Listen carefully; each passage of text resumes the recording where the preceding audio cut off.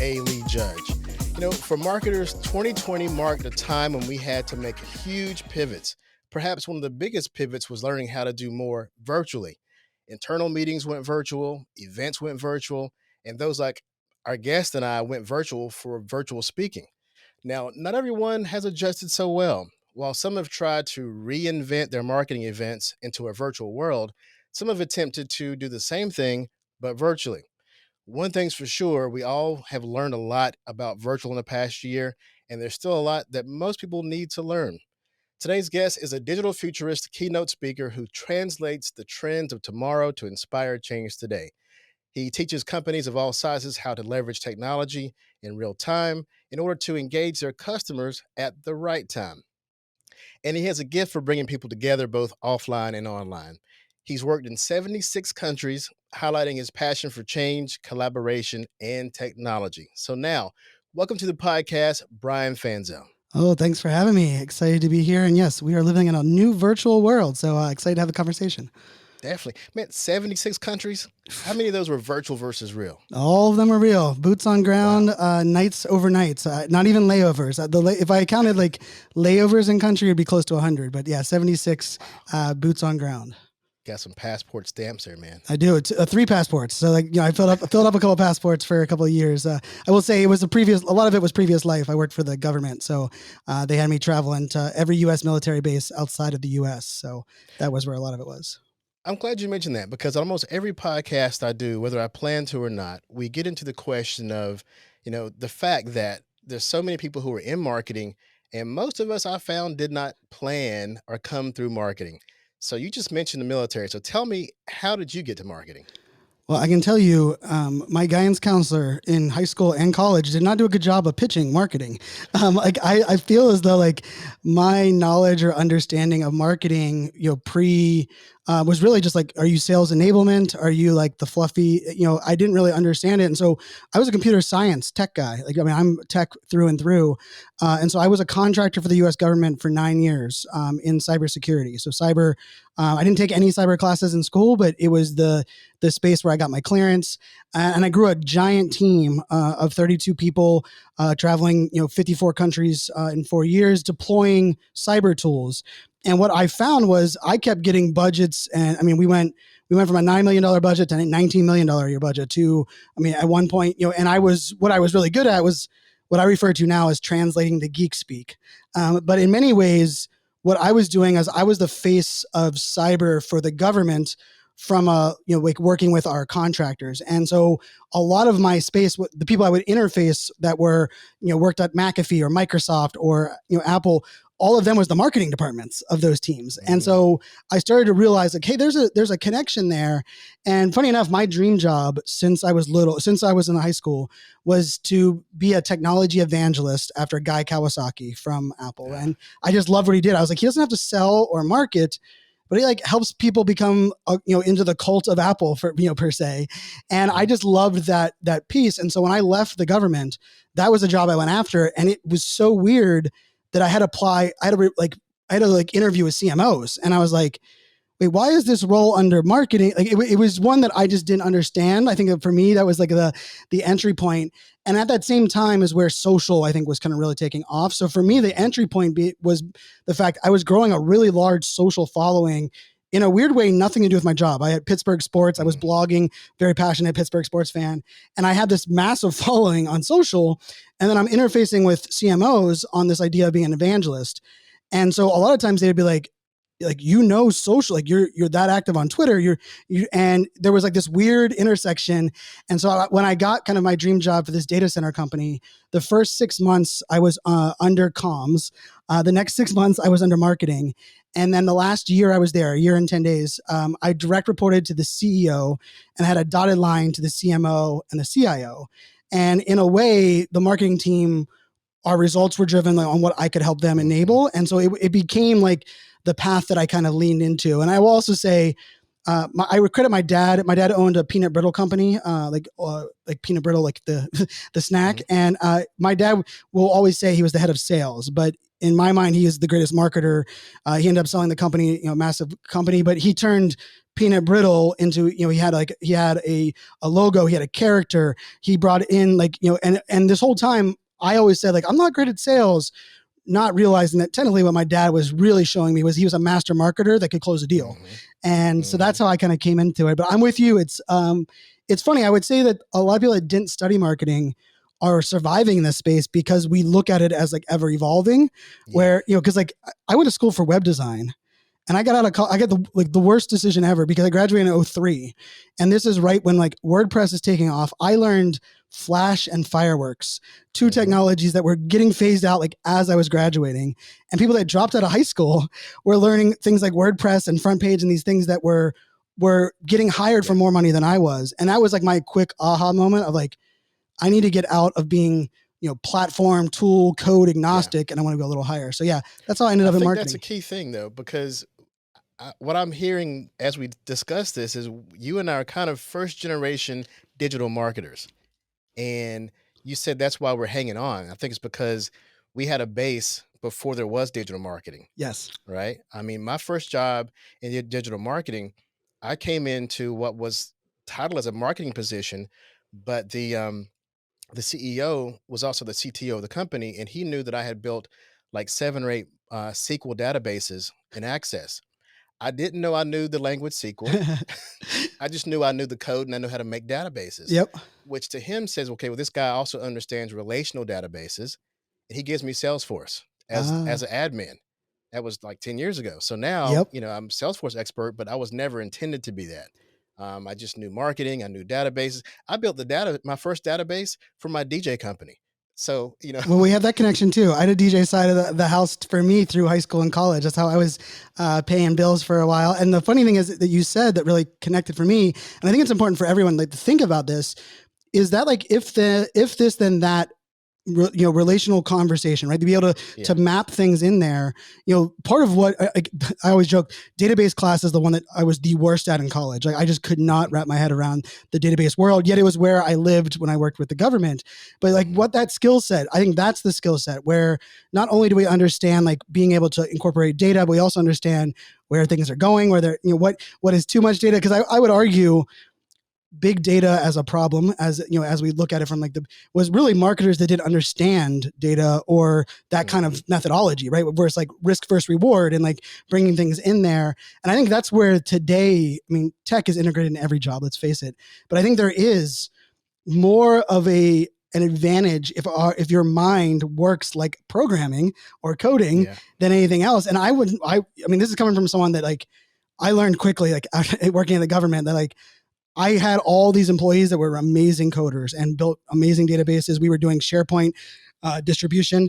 I could not do it. Like I was the guy that was able to take what they were doing and go, talk to the 2-star general and explain to him in like normal English what was going on. Like I created my job in between because I couldn't handle that level of code, but I understand the methodology at a level I could relate it. So I think no kidding, we're aligned. Anybody who's looking at marketing right now as a career, the sweet spot that we're winning in is the geeky spot between we understand the creative, we understand the geeky, we can speak to both. Yep. And those who only know one or the other may be at a loss, right? Without question. Because it's going to be a bob and weave, world we move forward, right? There'll be a little bit of creative, need, but there's also tools that make creative a little bit simple, but there's also tools that make coding simple. But I think this goes back to that adage that we probably both heard a lot, right? Where like, why do I have to learn how to code HTML when there was tools that were making it?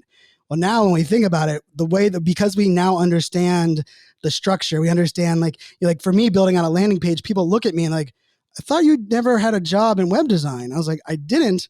But because I was forced to learn that kind of methodology, I can open up any kind of source code and get an idea of what's going on. And I think that is a beautiful, Salesforce. And let's face it, the more connection points, we have 5G and some of these technologies that are going to bring us more opportunity. We have to be able to connect those dots to marketing and even, let's face it, connect those dots to the customer experience, which is the creative side. So I'm with you. That's definitely the advantage for us. Yeah. And even from you mentioned a management standpoint. I mean, I wouldn't consider myself a coder. I wouldn't claim to know CSS or HTML, but I know enough to hack it. Yep. And I know enough to say, you and me both. If this has to be done, how big is this job? Yep. I can say, well, I can talk to someone who does CSS or HTML and say, look, I need this line of code changed. I found it.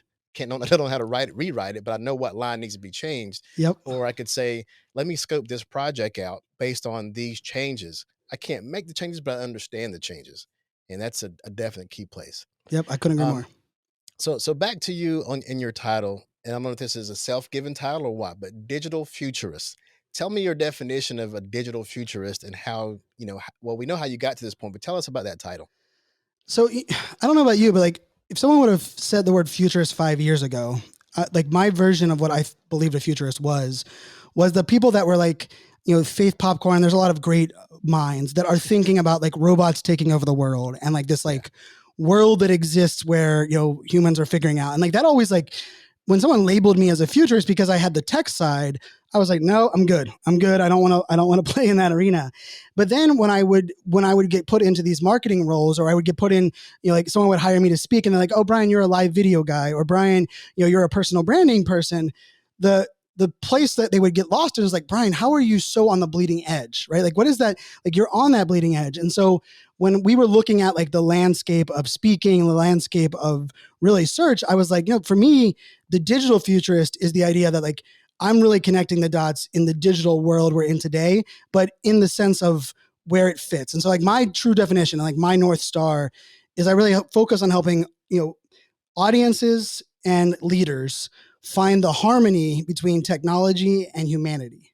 And so I'm not a believer in more technology is better, but I'm also not a believer in you have to unplug to find your sanity. And I'm like right in that spot of like we have to Mhm. manage notifications, we have to understand these pieces. So that's where digital futures kind of I lean into. And I would say for the last 5 years, the things I was preaching were what was forced upon many of us in 2020, right? Like the idea that like, Yeah. hey, digital and virtual is not going to replace what we do. It's not going to replace like human handshake, but Not this year, yeah, but maybe if we next one. invest in it, right? If we invest in it and we lean in on it, And it just we'd be happened. amazed at what it can do, right? I've worked with some breweries here locally in my area in Virginia that would said like, I don't want to ever do anything online. Last year, they were kind of forced to figure out some kind of entry point online. Now they're coming to me and being like, Brian, I cannot believe we did not do this earlier. And part of it is like, hey, I know I can't, create the same loyalty maybe in a digital virtual space. But if I can mirror that to what you're doing offline and kind of find that harmony, like that's where I think the magic is. So for me, it's exciting now because instead of me having to convince people it's possible, I'm hopefully now helping them see the mindset to continue to evolve. Yeah, I know prior to last year, um, we both had been studying and even teaching virtual and video, but I'm sure the reception changed 2020. And all of a sudden, we both had more people that we could teach in 1 year. Yeah, and Um, more competition too, if you think about it, right? Like, I mean, like all of a sudden, all these people that didn't want to play in our playground all of a sudden came in, and yeah, many of them assumed it was easy, right? I would say one of the biggest lessons that I didn't expect in the virtual video space was when everyone all of a sudden was forced to do live video, virtual video, all these things. There was a tendency to be a little bit like, oh man, they're in our world now, like yeah, okay. But what I feel like I've learned is at least from the audiences that I've been trying to, is that they now have more respect for what we do and what we've been yeah, doing because it's not as easy as pressing a button. It's not as easy as like what we've, and it's not just the kids on YouTube or the TikTokers, right? I think for me, I've found this newfound appreciation for what we do, the all of the aspects, which I can tell you, if you would have asked me that in like July, August, September, I was like, man, I'm playing in a playground. And truthfully, I even removed myself a little bit from competing because the new players were willing to give it away at a very low cost. And I was like, hey, I've been building yeah. my business at a price cost that I'm not willing to bring down because I know there's a time we're coming back, right? Like, so like it was a weird space, but I think we're in a beautiful spot now where there's new creative, there's new innovation, we're learning, but I also think there's a lot of people that now have a newfound respect for this kind of space. Yeah, I think with any industry though, there's always levels to it, because we were studying virtual in 2018, 2019 before we had to Oh know yeah. it.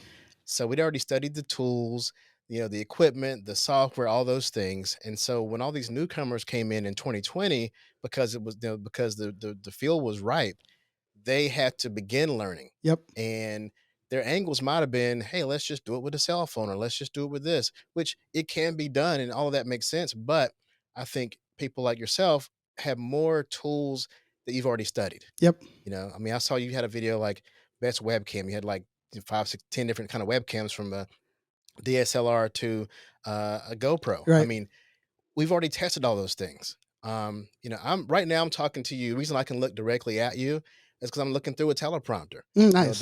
Those kind of tools are things that I had pre-pandemic Yep. that those who were just coming into the game and trying to teach this stuff, they got to catch up. Yep. So, For sure. you know, And there was a world of, I mean, I did 54 one-on-one phone calls with speakers in the first 30 days of COVID. Like 54 of like just people coming, and some of them would come and say, I have $20,000 to throw at my studio. What would you do? And I'm like, you realize I probably started with like $200. And like, if you added on all of the tech I have, even the ones I haven't paid for, where they sent me for free, I wouldn't and there was a group that I felt that was like, let me just throw the most expensive things together, and that will make a virtual experience, right? And we've learned that, like, that's like, and in many ways, we were joking pre-show, like, yeah. I mean, we both are using a Rodecaster on both sides of our own, and we don't even interact with others that have that. Like, I mean, I don't believe I've had someone on that other side, because there's also like this element of, for some of the people that I know, like, they needed a USB microphone. Like, they did not need to do anything more. They needed a web camera that was, powerful enough. And so I think it's like, it was both worlds, right? Like, one people are like, oh, well, anyone can do it because it's an iPhone. And then there was like, if I threw 20,000 at it, all of a sudden I'd be good on video. And we've noticed both of those are, there's a happy medium. And I think there's tech as a crutch, and then there's also tech as like a Band-Aid. And I don't think it's either one, right? You have to find that like kind of right mix. And I think that's the beauty of, those of us that have been in the game a while. It's not that we know all the tech, but we understand when the right mix fits versus, one or the other. Anybody who's listening right now, I mean, even, on both sides of this conversation, both Brian and I have tons of toys sitting in front of us to make this all happen. We're recording video, we're recording audio. We could do it locally. We could do it over the internet. We got studio mics and roadcasters and cameras, all these things. But even when we first connected, we had to say, okay, let's tweak this, change that setting real quick. It isn't as easy as just turning everything on. It isn't. And like, even that's like part of it. Like, I don't recommend a Rodecaster for all of the people I work with and coach, because I'm like, well, now I have to troubleshoot it for you. Like, and like I don't know that if you're gonna be able to get it to work every time the right way.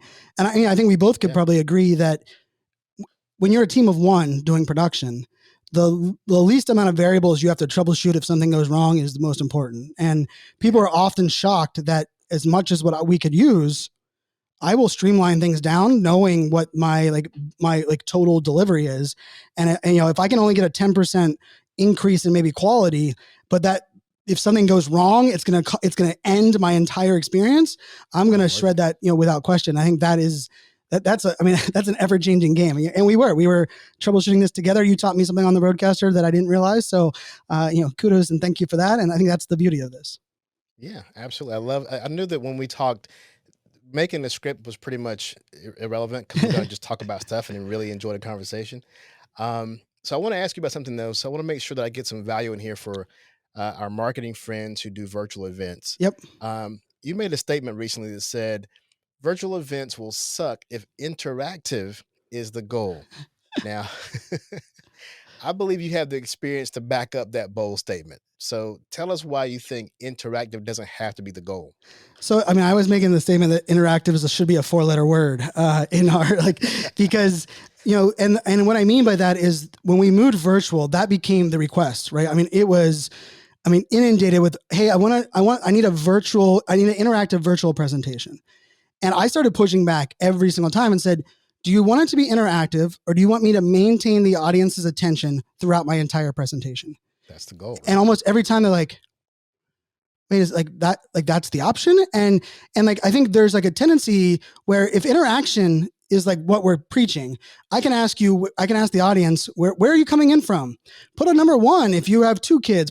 I can foster some interaction, right? And in a weird way, those that played in that game early on in this, COVID virtual, were getting rewarded, right? Because they were the metrics that were like, wow, we had, 80% of our live audience entered into the chat. And I was like, is that your goal? Because if you ask them for like takeaways from that presentation, I would argue most of them either aren't getting it, or the only thing they remember is they had to do a lot of things in the chat room. And so for me, that piece of it is like, we have to reset that. And the other piece with interactive, using that as a word, is it almost doesn't allow us to leverage the virtual world around us, right? Like for me, that's like the biggest mistake, I believe, and it happens both directions.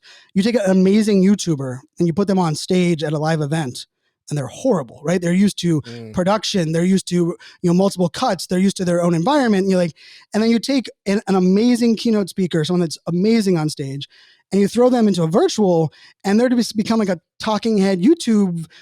We can watch it on TED Talk. So for me, what was required is us to redesign the experience from saying, what are the goals of this virtual event? And for me, like, there was things that I realized that if I changed up my camera angle every 6 to 8 minutes in a long presentation, I could maintain the audience. Like the numbers, 388 people were watching when we started, 388 people were watching when we finished, right? And to me, that was a very valuable win, right? And then there was like, well, now I need to see how many of them engage from the start, when I, like, let's say I ask a question, versus the end.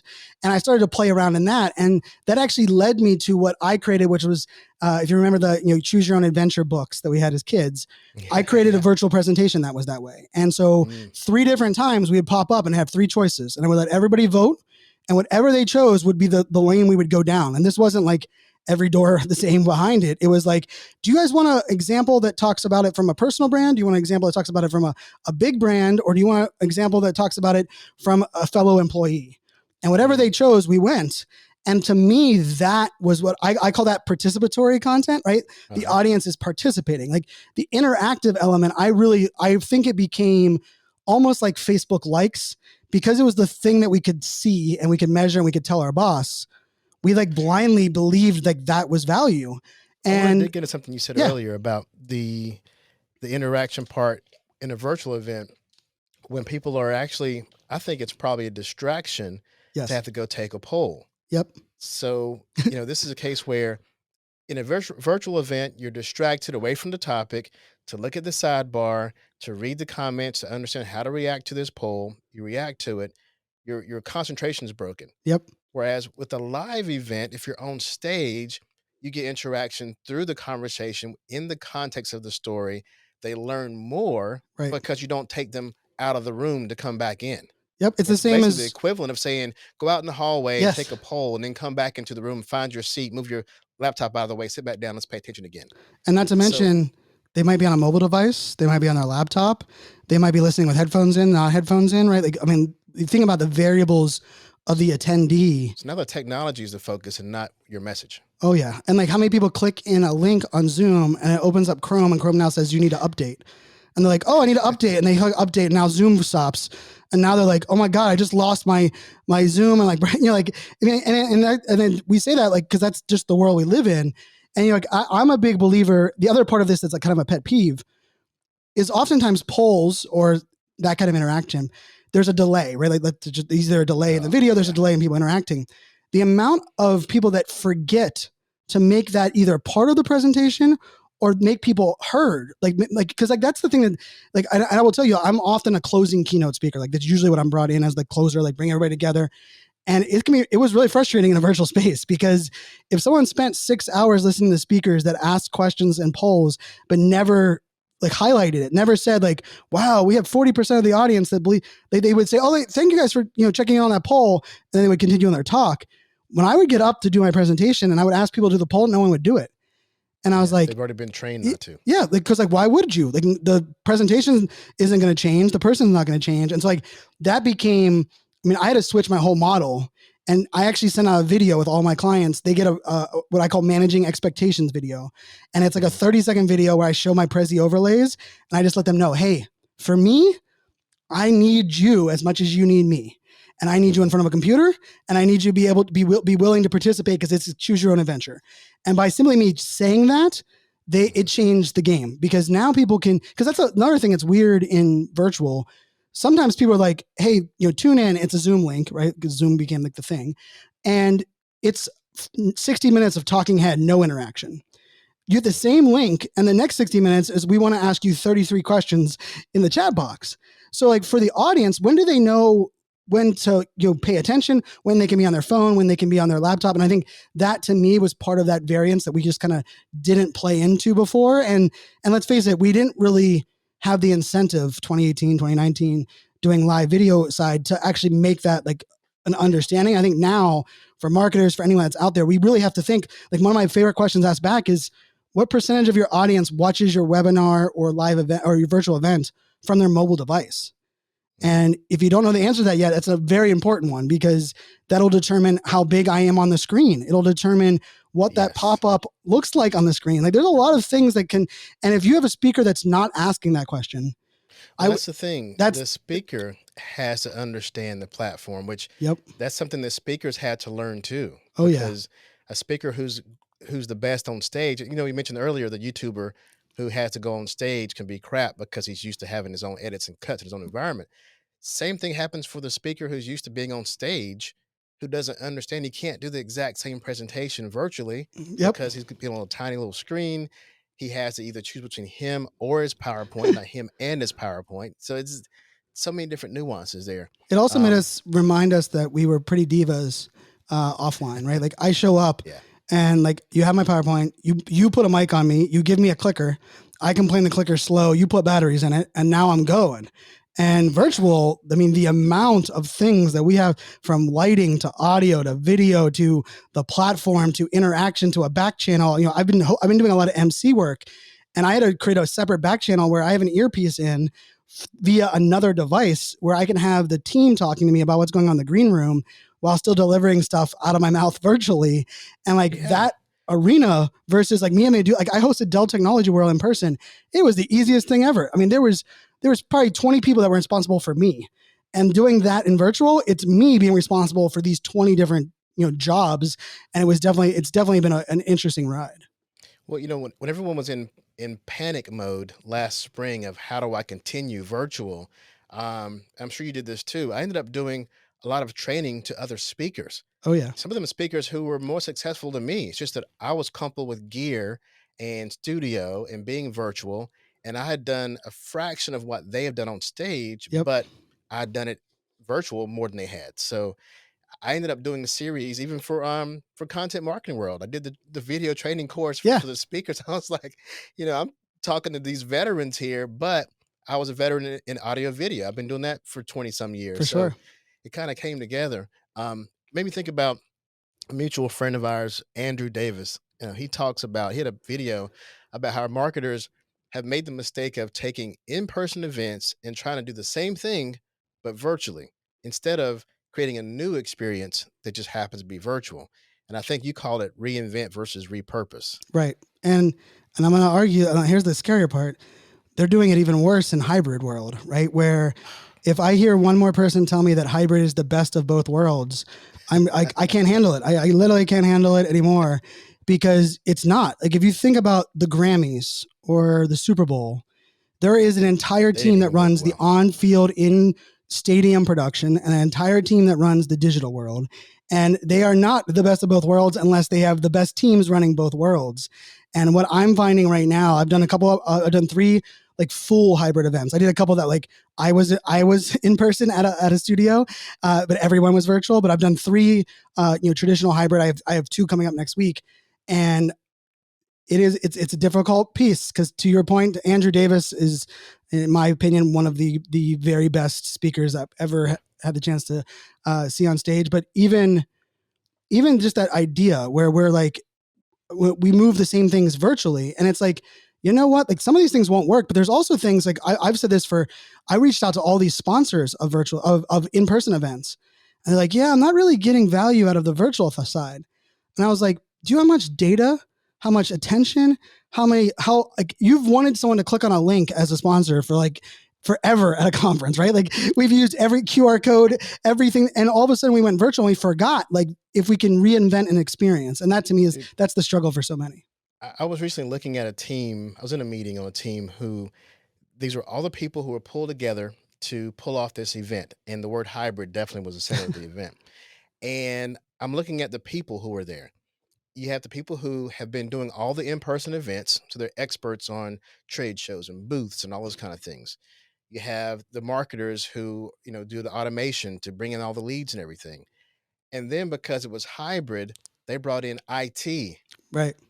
to do the video. I'm like, okay, so IT might can work out some firewall stuff, but who's going to look at the user experience? Who's going to look at what does virtual work like? Oh, What yes. is it for the people who attend this event? There was a whole gap of the audio, visual, and user experience missing from that group of people planning this project. That sadly doesn't surprise me. It pains me. And I will also say, if the speaker's not included in that, like I did a 2.5 hour call yesterday with a video team that'll be on stage with me next Wednesday. And I said, you guys have to know where I'm walking. You have to know, because that they're going to be a person on stage with me for the virtual audience. And so we have to do a dance. Like him and I have to be like pretty much in pair. And like where I would normally, pivot to this part of the presentation in a certain way, I know that I'm going to need to signal that for the virtual audience. Cause like my goal is to kind of create an experience for both, but I'm doing a 2.5 hour call a week ahead of time. I'm flying in a day early so that we can do kind of like that blocking rehearsal on stage, because I mean, there's 2,000 people in person, 5,000 virtually. And I know that people are paying for both. And just a standard shot of me on stage from, mid screen is not going to cut it for the virtual audience, right? You might as well just go watch a, TED Talk somewhere. Like nothing against TED Talks, but like that's like, and I don't want to compete with that for a TED Talk. Yeah, exactly. Like that's and so that is a whole nother one where, I mean, if I'm not included in that connection and I'm brought in later, which has been kind of the trend right now, that makes it really difficult for me, because I almost have to come back and say, who do I need to serve? Pick one, in person or virtual. And it's not comfortable for any of us. But if you say both and you don't give us enough time to work with the teams that are doing it, I think then you end up delivering failed experience for both of them, because you're the camera guy's in the way of the audience. And you're like looking into the camera, but now you're like, I can't see my slides because they're off to the side, right? Like, I mean, like little things. Like, I've asked for, I needed another confidence monitor, because I need a confidence monitor that shows me the chat in a big enough font for those that are on virtual. But they're like, well, we can put that on the side screens. And I was like, do you think I'm ever looking at the side screen? Like, I don't care if the audience can see him at that chat. There are so many roles are missing. Many roles are getting missing. And the audience is the ones who have to suffer. And they won't know why. Correct. And even the speaker is in a position of, help me be great. Yes.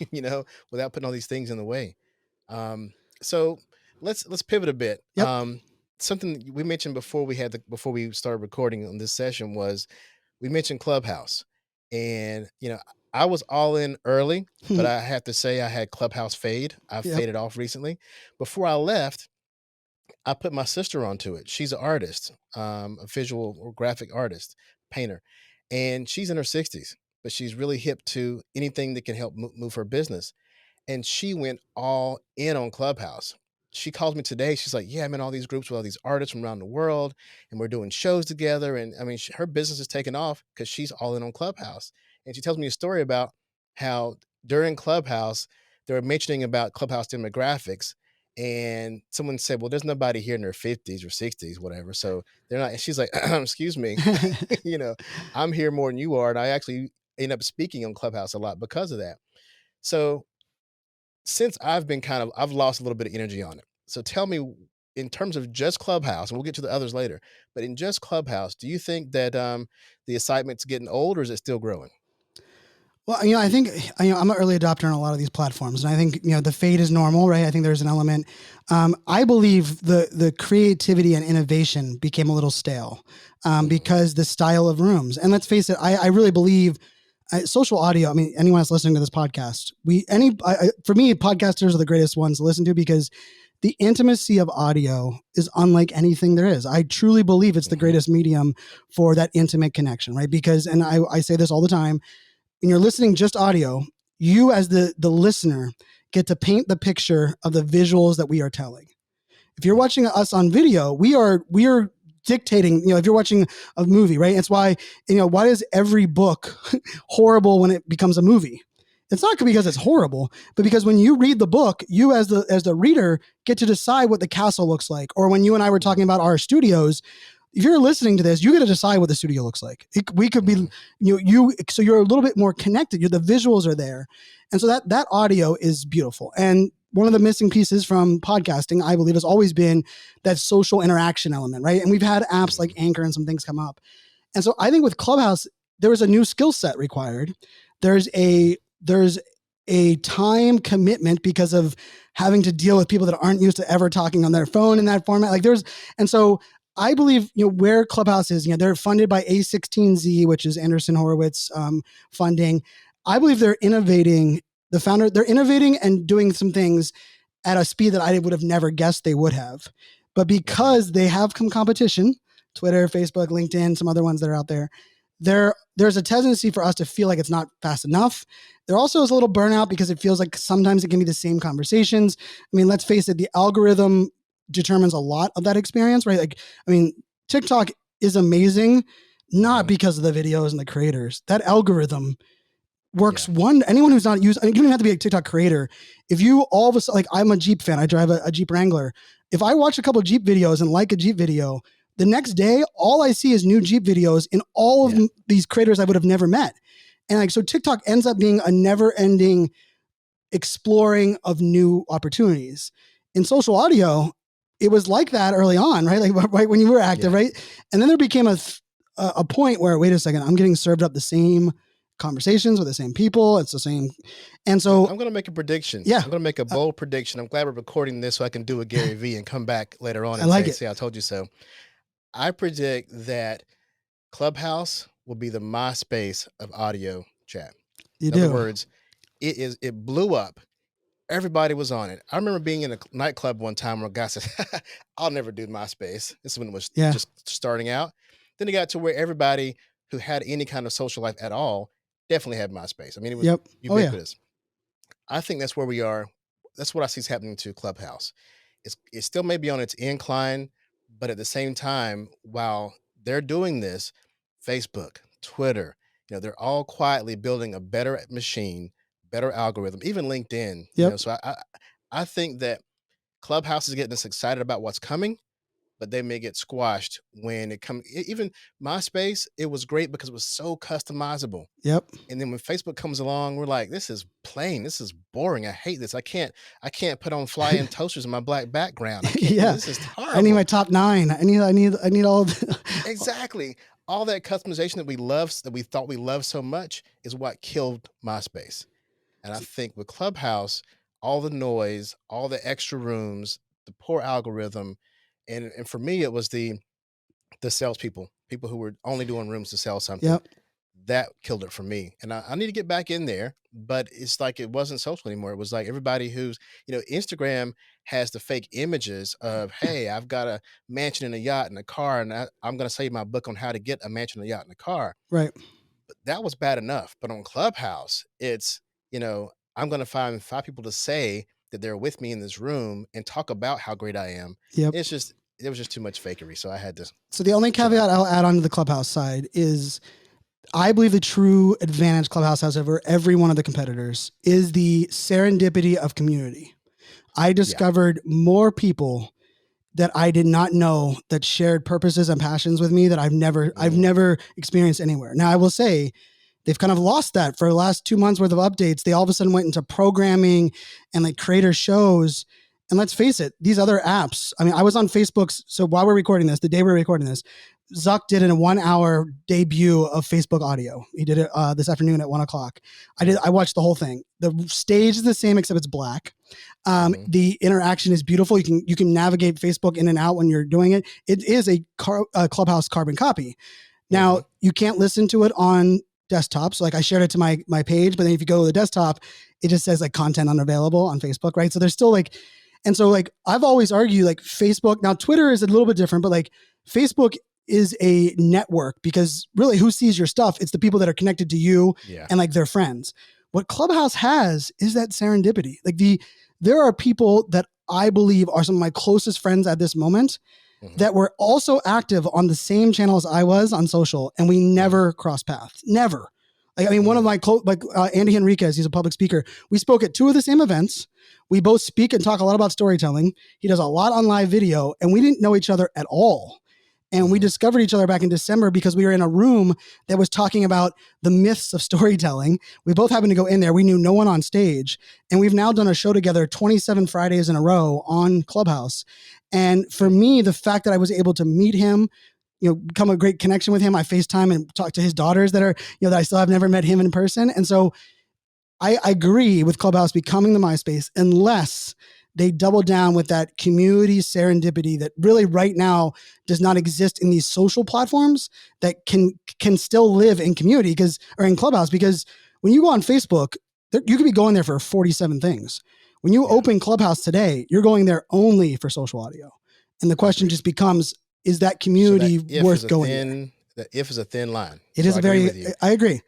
It's a very thin line. In fact, in addition to the Facebooks and the LinkedIns who are going to be doing this also, there are also independent companies. Yep. I'll put you up in case you don't know about Fanbase. Have you heard of Fanbase? Oh, yes, I have. Right. So I'm friends with Isaac Hayes Jr. Oh, nice. And that's his baby, his company. That's actually how I heard about it. So I heard about it through him. So that just through watching his content and then kind of getting onboarded onto it. So that's funny. Yeah. So Ike, it's an amazing platform. It's looking out for creators. I hope it does extremely well. I mean, I think it looks better, acts better, monetizes better.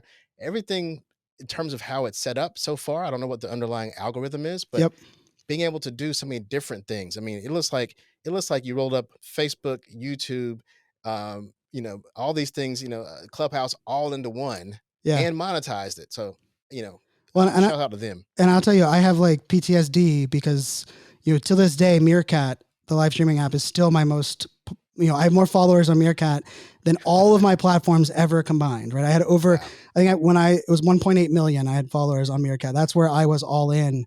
And I made the mistake of believing that it was the platform that was what was powerful. And I will say, I've learned now that it's not. So I'm not all in on Clubhouse. I'm all in on social audio. I'm doing Twitter Spaces, there you go. Listen to Facebook Today. And I would even argue, I'm not even all in on social audio. I'm all in on intimate digital experiences, right? Because we're going to have to reinvent, like I think VR and AR are going to be led by social audio experiences more so than they've been led on by YouTube, just from the idea of how we're kind of curating these like narratives and like that intimacy that we talked about. And so for me, like the lesson I believe, from social audio, I joined first time in August on Clubhouse and I hated it. 1 week in, I deleted my account because I was so turned off by just the one room, a bunch of, old white guys tell me how rich they were and how I need to learn from them. And I was like, I got plenty of places that are old rich white guys who telling me like, and in November, someone kind of talked me back into getting on. And I had like that aha moment of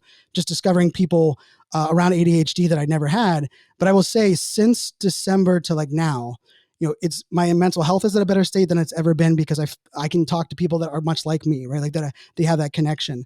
I believe like the ability for us to build those deep relationships. And I will also say, if you want to like me putting my futurist hat on, I believe we're going to see this, the 1,000 true fan model, right? That I think the original article was in 2008. It was made popular in Tim Ferriss's book, Tool for the Titans. That idea where we no longer need to reach hundreds of thousands of subscribers. We have 1,000 true fans that are willing to invest a little bit of money, a little bit of time into us as creators. I believe that's where this is all going towards. I mean, I went live today on Instagram Live for the first time in 2 months because Instagram sent me a message and said, hey, we want to incentivize you. And so they're like, if you go live for 30 minutes, we're going to give you $100 bonus. We're also going to enable badges for your community to be able to tip you.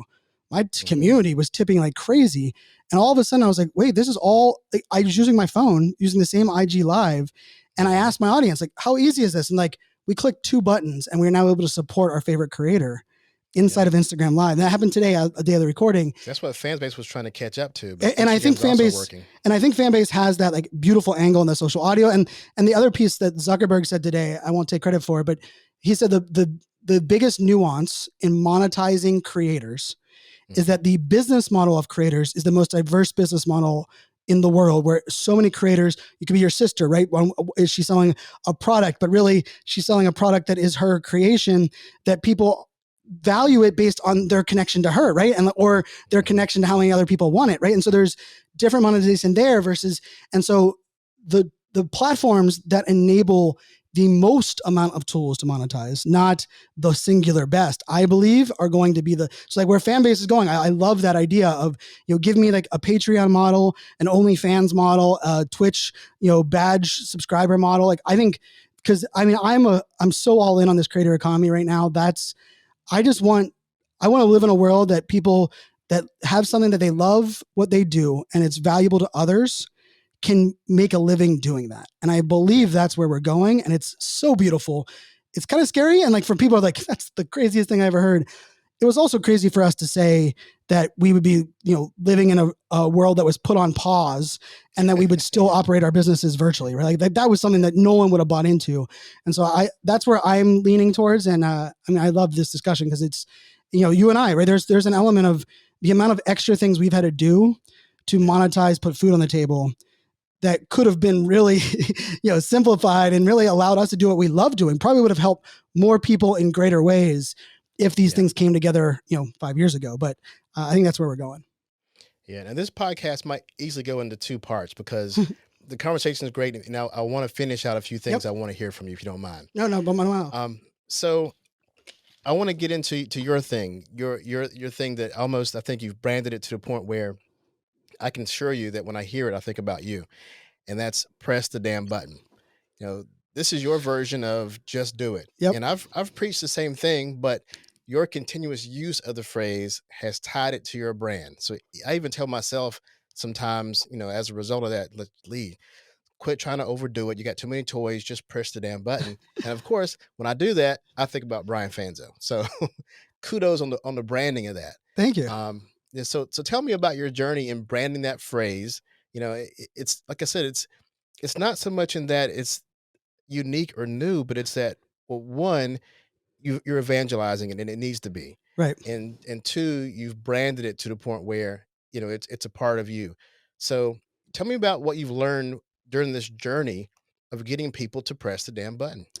So I love the way you set that up. That's because it's funny how we think about that, because we think about oftentimes like catchphrases or things as like the origin of like what we're doing. And like my last name is Fanzo, and one of my most popular keynotes was think like a fan. So like, played into and my company is iSocial Fans, right? So I'm like always been big and like, but I'm also like one that like, when I would hear something as simple as press the damn button, I'd be like, duh, everyone needs to hear that. Like, it's almost like a nuance to it. And so I was giving a keynote, the Think Like a Fan keynote, for a while. And I had one day, someone had come to an event, the same event 2 years in a row. And they're like, Brian, look at all these notes I took. Look at all these things that are amazing that you've inspired me to do. And I think this is the year I'm going to go live on video. And I remember stepping back and be like, dude, you have everything. Like, you just need to press the damn button. And he's like, I appreciate that direction. And I remember I walked backstage and I was like, slide 9. I hit new slide and I just typed in like the font that was there, press the damn button onto a slide.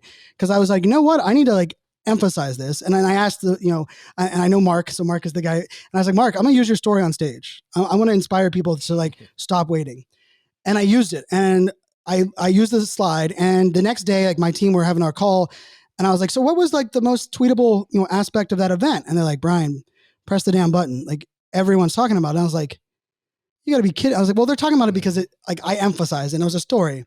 And all of a sudden, like 2 or 3 more presentations, it became like people, that was what they kept coming up. Like, Brian, man, thank you, man. You inspired me to press the damn button. I'm like, I should have inspired you to think like a fan and like get you to go all these other things I was doing.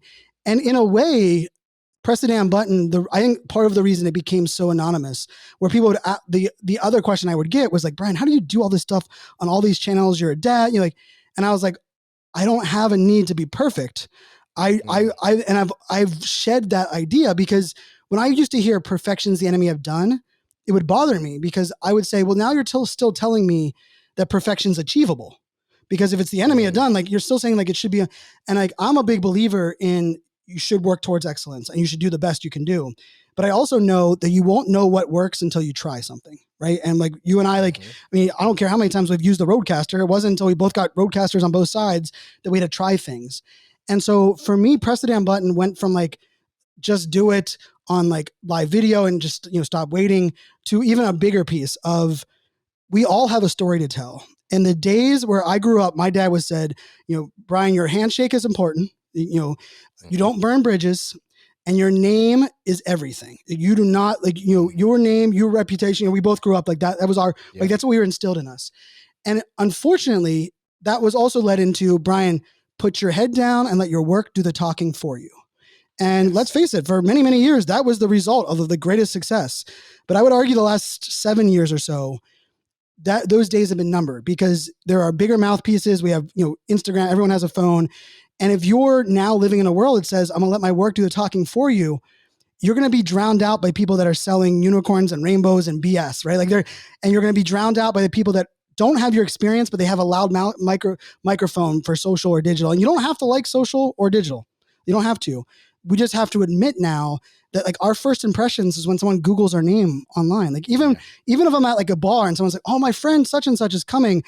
He should be here in 15 minutes. I pull up my phone, Google, look at their LinkedIn page. Who are they? What do I need to know?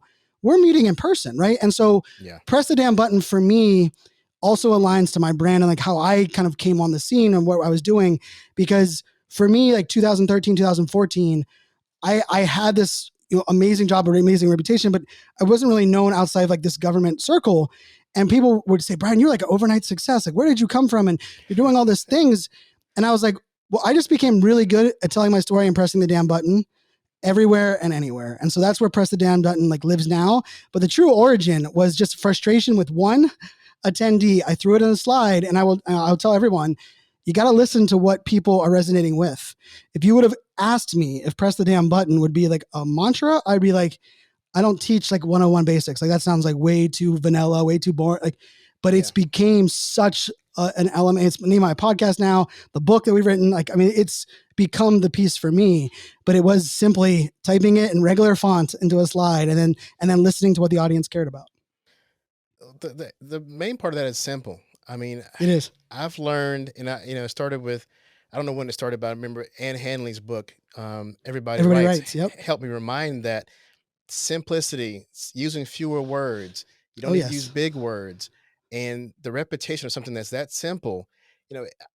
I made a post once on LinkedIn that sounded arrogant as hell, but what it said was, I hope everyone else learns from me as much as I learned from me. And what I meant by that was, that sounds terrible, doesn't it? What I meant was, I may make a video that's just where I just press the damn button, and then I go back and look at it later on and go, okay, that seems simple as hell then, but I needed to hear that again today. Yes. I've got videos where I said, don't let your technology get in the way, which is kind of like me saying, press the damn button. Right. But then a year from now, I'm going, I got to get my other lens and I can't do the video today. And wait a minute, look at the video you made a year ago that said, don't do that. Yes. And so that's why I appreciate, as simple as it is, press the damn button. It's a reminder that I can easily remember. And luckily for you, people think of you when they hear it. Right. And you've owned that. But it's just the simple stuff and the repetitive stuff. And if you, this is a point I think for speakers as well. And I'm still trying to remind myself, when you have this thing that and you speak on very well, no matter how simple it is, people may need to hear it. Keep it simple and repeat it, and your value will grow over time for what may be, of course, to you is old because you've already spoke on it 10 times. Yep. But somebody hasn't heard it yet. No matter how simple it is, it means it's going to be better communicated because it's simple. And you can't downplay that. You can't. And I will tell you that took a little bit of an ego check. You have to kind of figure out that. And I will say, I was listening, Darius Rucker, Hootie and the Blowfish, right? He was giving an interview one time, and a huge fan of his, both Hootie and the Blowfish days and him as a country singer. And they talked about tell you a story offline about him too. Nice. How about that? So he was talking about the one hit wonder, or the ones that make the radio and like that piece. And he was like, I needed to learn. This was Darius Rucker was like, I need to learn that I needed people to get familiar with me to where they could learn how great of an artist I was, instead of me trying to get them to see how great of an artist I was and not listening to what that connection point was. And he was like, every country song that he's able to write now and live the life those elements that he's loving was because he allowed that to be. And that to me is the press the damn button, because the amount of companies that have hired me now to talk about very complex things that I love talking about, and even this mental health space, if press the damn button was not my entry point, not the thing that they knew, I might still be on the outside banging out, those pieces. And so I think there is something beautiful about kind of us like leaning into that simplicity. And there's also an element of allowing others to take off. Like you said, how like I owned it and made it a thing. I also made it very known that I wanted everyone to just, it's not like I'm trademarking it. There's not like some piece that I was like, hey, you have to kind of like, I was like, you know what? If we can get more people thinking about that when they're not going to tell their story, they're like, well, nobody cares about me. Like, why would anybody care about my point of view? And if they think, oh, you know what, Fanzo just said, press the damn button, maybe one person views. If we get more people thinking like that, I believe we all, that tide rises all ships. And so I think when I leaned into that and I had YouTubers coming to me and said, you don't care that I'm doing press? And I was like, no, go for it. For me, that was part of that vehicle of like, hey, let's put it out there. And there were people in the comments be like, isn't that what Fanzo says? And they'll be like, yeah, Fanzo's cool with me saying it. Like, so there was an element of like, I didn't need to own it because there's a simplicity to it, but there's also something by not having to own it. It became more associated to me than anything else. I like that. I'm gonna take that because my thing was B content, and I did a keynote at content marketing role on B content. I got shirts that say B content. I've done all kinds of stuff with B content. Yep. And when I heard someone else use it, my first thought was, okay, that's odd. You're stealing my thing.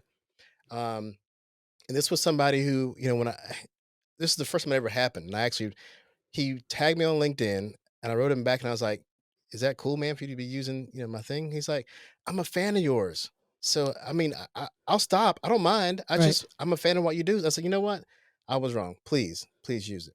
And then I found out there's actually a marketing company in the UK, and I think they're even called B Content. Oh, interesting. So I'm like, hey, you know what? You can't own these things. I'm not going to try to patent it, but it's about, do you own it? Do you actually not so much legally own it, but do you own it the way you've owned press the damn button? You own it in terms of it's associated to you. People think about you when they hear it, right? And it gives a great, simple message. I appreciate that. Definitely. Well, Brian, we're gonna have to wrap this up. And that I want to go into to another topic that's unrelated, but I'll wait to maybe another show. Okay. But before we go, tell us, where we can find you, if there's anything new that's going on about you, and how they can find you. Yeah. So, I'm on every social channel, very active on social. So I always say, pick your favorite channel. You don't have to follow me on all of them. I create a lot of content. So it's iSocialFans with a Z or a Z there at the end. So iSocialFans. And the thing I'm most excited about is this creator economy element. So I'm launching a Discord server this week, really to kind of bring all my community home, like all into one location, where it's free. Anyone can come on there. I'm going to be doing, content in there. We're going to create some conversations, and it's connected to my creator coin. And so I have a creator coin. It's the ADHD coin. And if you think about it, it's not crypto, but it's in that space of like decentralization. And really what's beautiful about it for me is that my community can invest in this coin, which has, a dollar value, but by just holding the coin, I'm giving them access to free free merchandise that I'm having branded, some press the damn button stuff. And I'm really just trying to really, not only practice what I preach in that 1,000 true fans, but like lean into that. So, and as someone that's ADHD superpowered, and my middle daughter was recently diagnosed, I think a bigger passion for me than anything else is just really helping people, embrace their vulnerabilities, look at mental health a little bit differently. And so it has that underlying element of like how I can kind of connect those dots. So if anyone's interested in looking at that, it's ADHDcoin.com, ADHDcoin.com. We'll redirect you to that kind of world. And there's some cool things. I have some really cool, something might be coming very soon with Gary Vaynerchuk and Tony Robbins. So I got the two of them involved in something that we're working towards. So for me, it's, how do we truly build a community that we all rise together, and hopefully we can make that happen. But there's a lot of fun. It's long overdue. I know we were trying to make this happen in the past, but I had a blast, my friend. There's a lot of fun. Yeah, typically we're at events, and we're both, social butterflies from one group to another, so we finally had a chance. So next time when we're in person, we can actually have a conversation together in person. Amen. I'm up for that. Definitely. So Fanzo, thanks again for joining me. I appreciate you sharing your expertise, and I hope we definitely get a chance to speak in person soon. Thanks to the listeners. If you're listening to the podcast and want to also see Brian and I, video of the podcast and others are available on the podcast section of contentmonster.com. And also be sure to follow the podcast on your favorite listening platform. We'll see you next time. Thank you for listening to the Business of Marketing podcast. a show brought to you by ContentMonster.com, the producer of B2B digital marketing content. Show notes can be found on ContentMonster.com, as well as aleejudge.com. To continue the conversation, be sure to follow the podcast on your favorite podcast platform.